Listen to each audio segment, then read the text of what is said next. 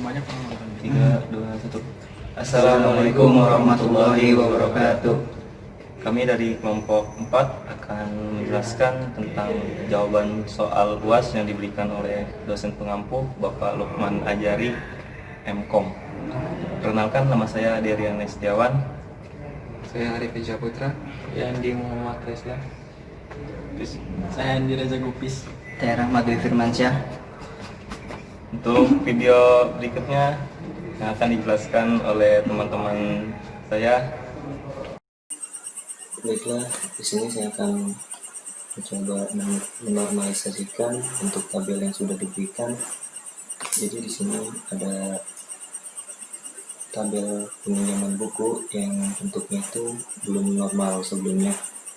Nah, sebelum menormalisasikan untuk tabel ini, jadi ini tabel itu bentuknya belum normal dan masih banyak anomali atau redundansi. Jadi sebelum menormalisasikan untuk tabel yang di atas ini, kita harus tahu terlebih dahulu arti dari atau pengertian dari normalisasi. Jadi normalisasi itu suatu proses pembentukan relasi basis data dalam bentuk normal sehingga sebagian besar ambigu bisa dihilangkan. Langsung saja kita ke normalisasi bentuk yang pertama, yaitu normalisasi 1NF. Jadi normalisasi 1NF itu dapat terpenuhi jika sebuah tabel tidak memiliki atribut yang bernilai banyak. Jadi dalam setiap atribut dalam 1NF itu memiliki hanya satu nilai dan tidak memiliki nilai ganda.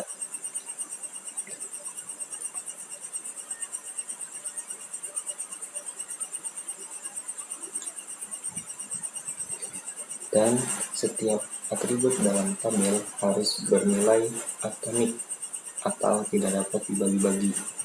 Nah, jadi setiap atribut dalam 1NF itu nilainya hanya memiliki satu nilai dan tidak dapat dibagi-bagi lagi. Dan entry dalam kolom adalah tipe yang sama. Jadi setiap entry atau isi dalam kolom itu nilainya adalah tipe yang sama. Lanjut ke normalisasi yang kedua. Jadi syarat normalisasi 2 atau 2NF yaitu bentuk normal 2NF terpenuhi jika memenuhi bentuk 1NF. Ya, jadi sebelum kita memenuhi atau menormalisasikan bentuk 2NF, kita harus menyelesaikan bentuk yang pertama terlebih dahulu.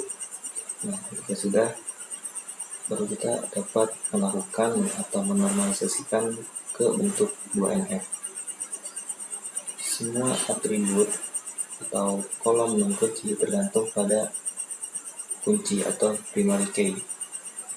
Jadi si ID peminjam ini sudah mewakili nama peminjam dan alamat peminjam.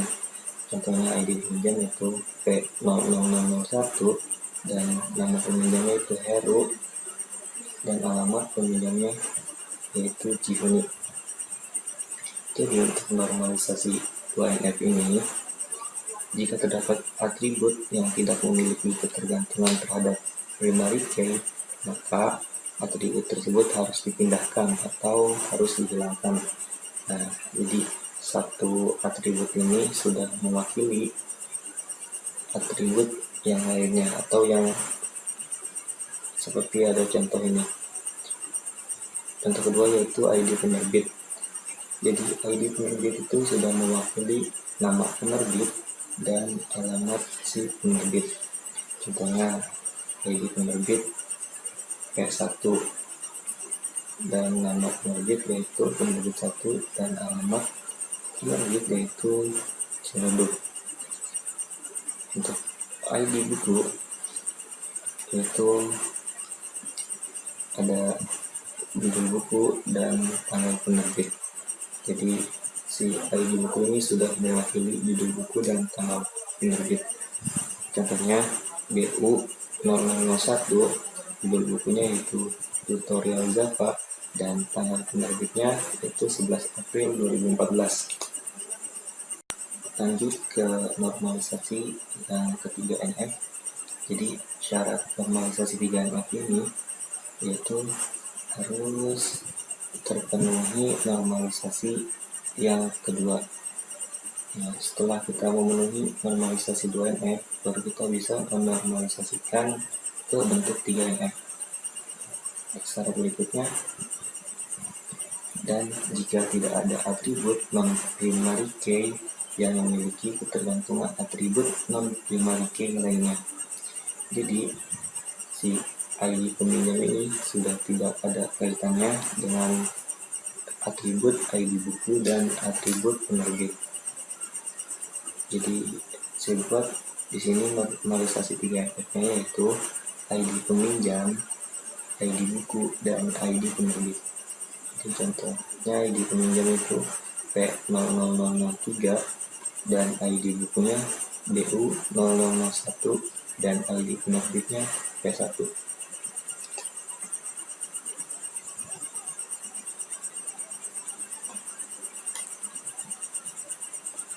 Ya, mungkin itu saja yang dapat saya jelaskan untuk menormalisasikan tabel yang belum normal atau tabel yang atas ini. Jadi, Baiklah, saya akan menjelaskan relasi dan foreign key pada database UAS basis data ini. Di sini kita membuat 3 tabel yaitu buku, peminjam, dan penerbit yang akan direlasikan di tabel peminjaman buku. Di tabel peminjaman buku kita memasukkan kolom ID buku, ID penerbit, dan ID peminjam yang akan direlasikan seperti ini. Untuk constraint name-nya, foreign key buku diambil dari tabel buku dan kolom ID buku, dan seterusnya. Foreign key penerbit diambil dari tabel penerbit dan kolom ID penerbit. Kemudian foreign key peminjam diambil dari tabel peminjam dan diambil di ID peminjam.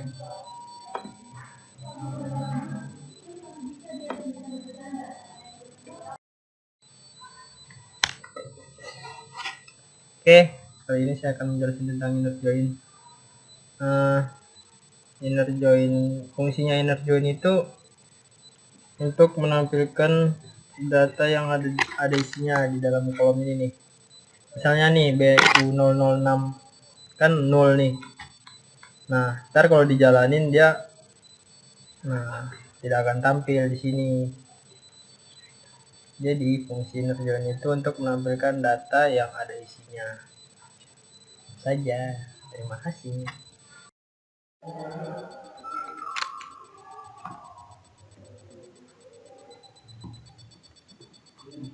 Nah, selanjutnya saya akan menjelaskan tentang left join.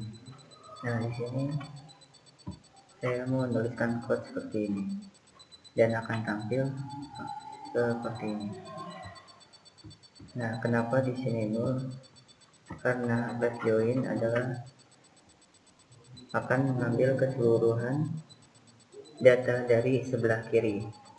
Nah, dia di sebelah kiri ini ada ID buku, dan ID buku ini keterangannya 0. Jadi dia juga menampilkan data yang 0 juga. Jadi menampilkan data yang dari sebelah kiri. Nah, ini dia. Ini adalah left join. Dia akan menampilkan keseluruhan data dari sebelah kiri. Nah, selanjutnya adalah right join. Nah, ini dia. Saya memasukkan code seperti ini dan akan tampil seperti ini. Mengapa berbeda dengan left join? Karena right join mengambil keseluruhan data dari sebelah kanan, yaitu ID peminjam. Maka di sini akan tampil ID peminjamnya semua. Kenapa tidak 0? Karena ID peminjam tidak berisikan data yang nol.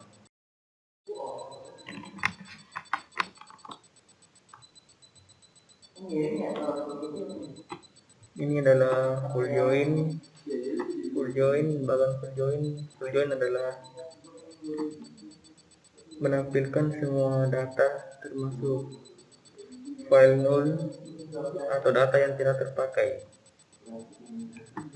Ini adalah bagian-bagiannya full join.